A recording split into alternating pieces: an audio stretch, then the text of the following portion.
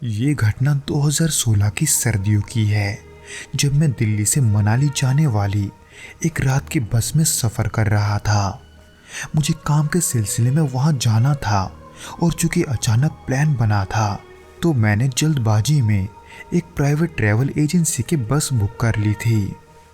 दोस्तों, आज के भौतिक घटना के एपिसोड को हम संदीप जी के पॉइंट ऑफ व्यू से सुनेंगे, जिनके साथ ये घटना वास्तव में घटा था। मैं जिस बस में सवार था, वो बस रात के लगभग 10 बजे कश्मीरी गेट से रवाना हुई। दिल्ली की ठंड उस वक्त अपने चरम पर थी। मैं भारी जैकेट पहने बस में चढ़ा, सीट खोजी और खिड़की के पास जाकर बैठ गया। बस में ज़्यादा भीड़ नहीं थी, कुछ इक्का दुक्का लोग यहाँ वहाँ बैठे हुए थे और इसी वजह से ज़्यादातर सीटें खाली थी। बस के अंदर हल्की हल्की सफ़ेद रोशनी जल रही थी और इंजन की गड़गड़ाहट के साथ ही बस धीरे धीरे अपनी रफ्तार पकड़ने लगी। रात के सफ़र का अपना एक अलग ही एहसास होता है।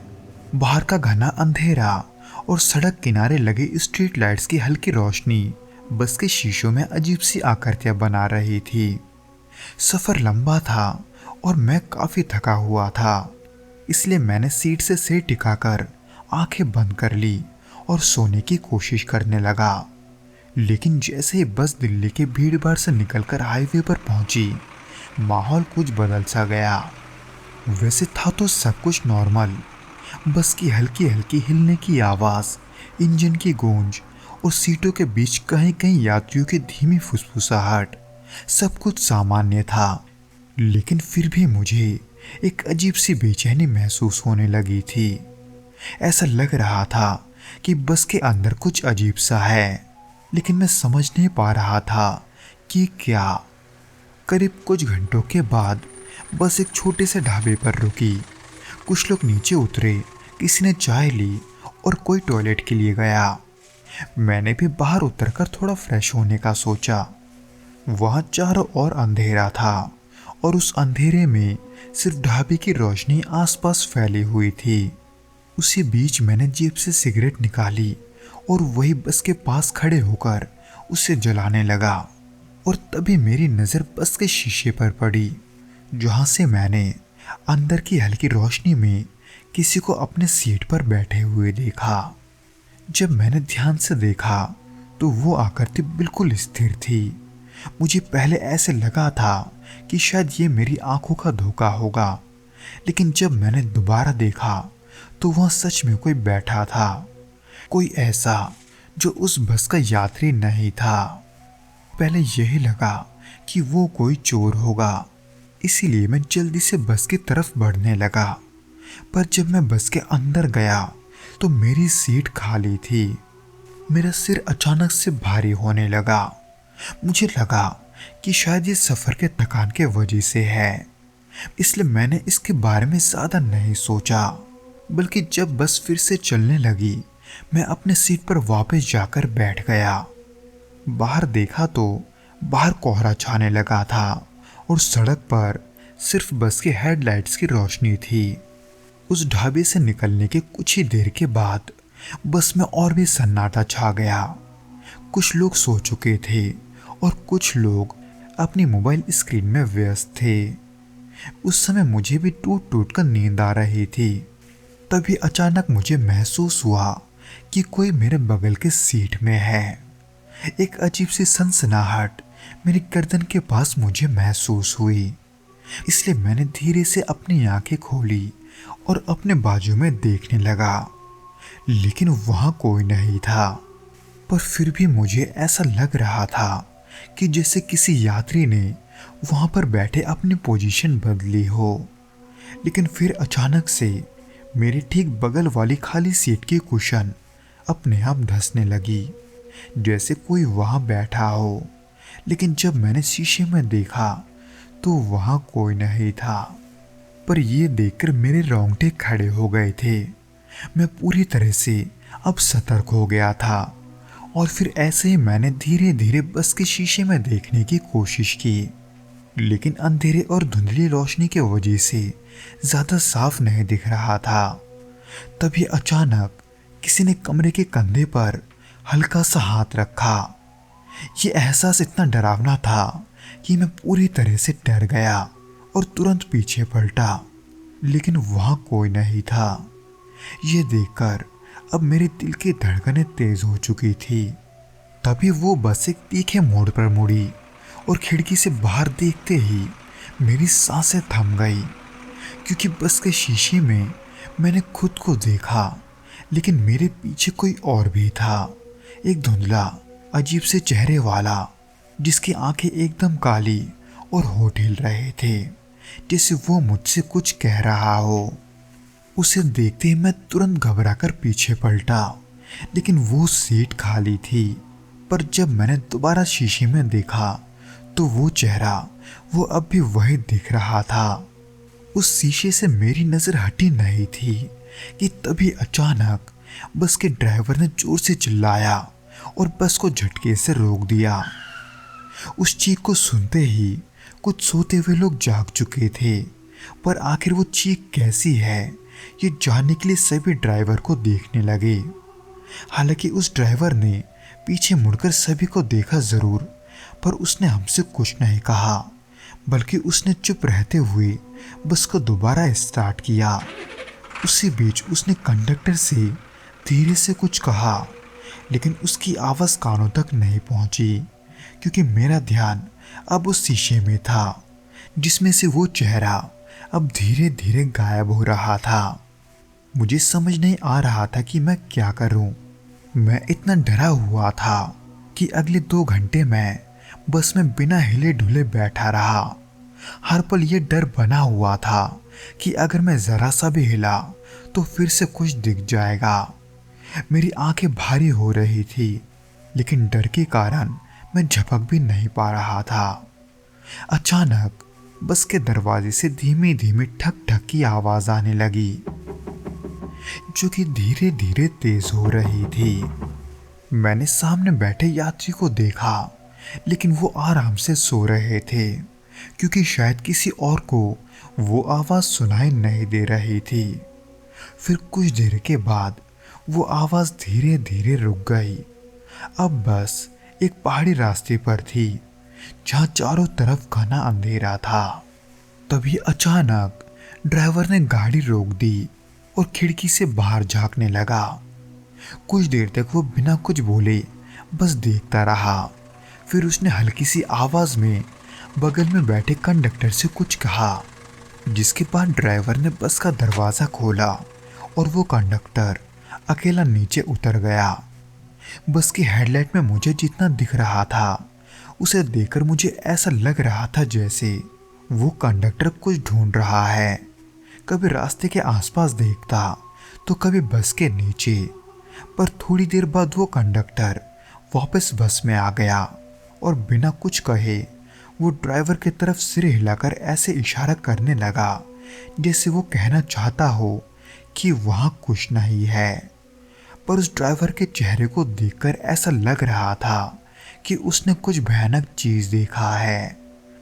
बाकी के सफर में मुझे नींद तो बहुत आ रही थी, पर जैसे तैसे मैं खुद को जगाए रखते हुए कभी शीशे में देखता, कभी अपने बाजू के सीट को, तो कभी उस ड्राइवर को, जो शायद मेरे तरह ही उस सफर को जल्दी खत्म करना चाहता था, क्योंकि वो लाचारपन और डर का जो एहसास था वो मुझे अंदर से मार रहा था।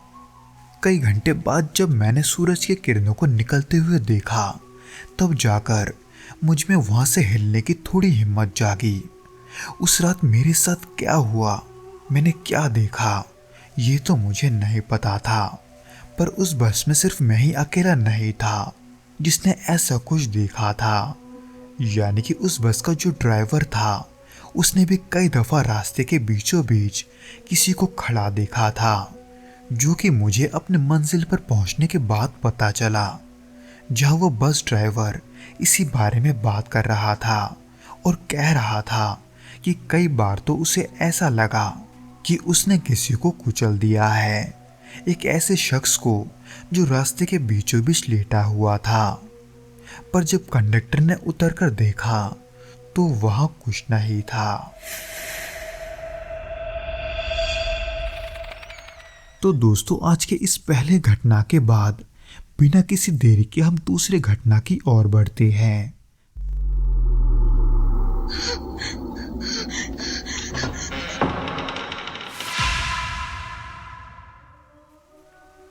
उस रात ऑफिस का माहौल कुछ अलग सा लग रहा था।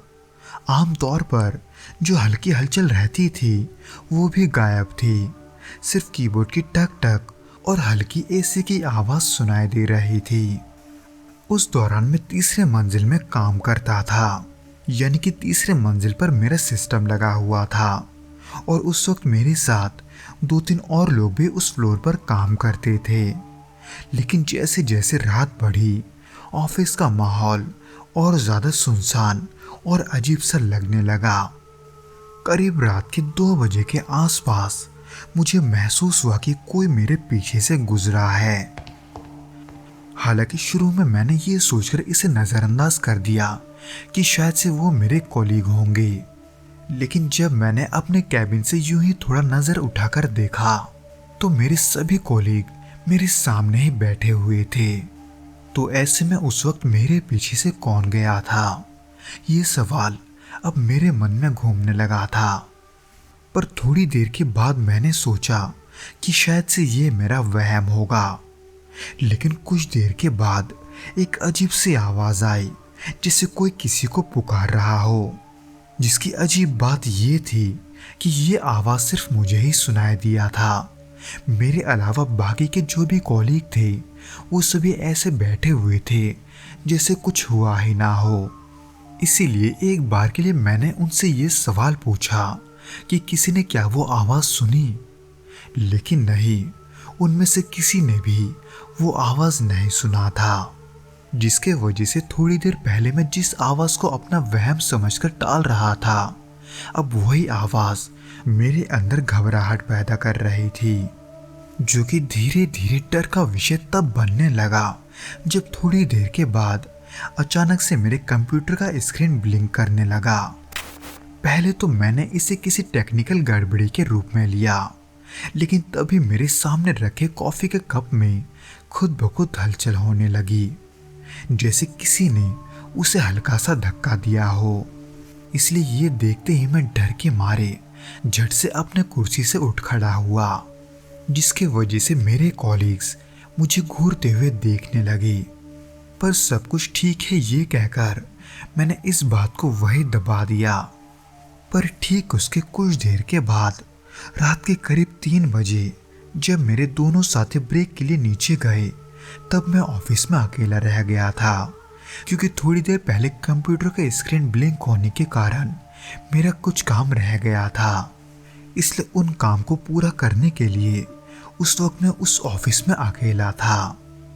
तभी मुझे लगा कि किसी ने मेरे पास से गुजरते हुए मेरे कंधे पर हल्के से हाथ रखा है। पर जब मैं तुरंत पीछे मुड़ा तो वहां ऐसा कोई नहीं था जिसने मेरे कंधे पर हाथ रखा हो, जिसे देखकर मैं थोड़ा घबराने लगा। मैं अब किसी भी कीमत पर वहां अकेले नहीं रहना चाहता था, इसीलिए मैंने जल्दी से अपने कॉलीग्स के पास जाने का फैसला किया ताकि मेरा मन शांत हो सके। पर जैसे मैं वहां से बाहर निकला, उस पूरे कॉरिडोर में मुझे एक अजीब सी ठंडक महसूस हुई, जो कि उस एसी के ठंडक से कहीं ज्यादा ठंडी थी, जिसके वजह से मेरे रोंगटे खड़े हो चुके थे। पर उसी दौरान मैंने महसूस किया कि मैं वहां अकेला नहीं हूं, क्योंकि मुझे अपने पीछे से किसी के कदमों की आवाज साफ सुनाई दे रही थी। इसलिए अब बस मैं जल्द से जल्द वहां से निकलना चाहता था। इसीलिए ऐसा करने के लिए मैंने तुरंत लिफ्ट का इस्तेमाल करने का फैसला किया। पर जब मैं लिफ्ट के पास पहुंचा, उसका दरवाजा अपने आप खुल गया। बिना किसी के अंदर आए या बाहर गए, ये देखकर मेरे पसीने छूटने लगे। मैंने तुरंत लिफ्ट का इस्तेमाल ना करने का फैसला किया और सीढ़ियों से नीचे जाने लगा। हर कदम पर ऐसा लग रहा था कि कोई मेरे पीछे है और वो अभी मुझे पीछे से पकड़ लेगा। मैं इसी खौफ में उस रात अपने दोस्तों के पास भागा था। उस दौरान मैं इतना डरा हुआ था कि मैं बयां नहीं कर सकता। पर उस रात के बाद से मैंने वैसा दोबारा नहीं देखा, क्योंकि उस घटना के बाद से मैंने नाइट शिफ्ट करना बंद कर दिया, क्योंकि किसी को ना तो मेरे बातों पर यकीन आ रहा था और ना ही मुझे ये समझ आ रहा था कि ये सब आखिर मेरे साथ क्यों हो रहा है।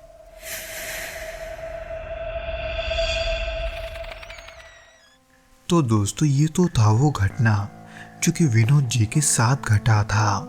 उम्मीद करता हूँ कि आपको ये पसंद आया होगा, और अगर आया हो तो प्लीज़ इस वीडियो को लाइक करके इसे अपने दोस्तों के साथ शेयर ज़रूर करना, और हमें कमेंट करके ये ज़रूर बताना कि आपको ये वीडियो कैसा लगा।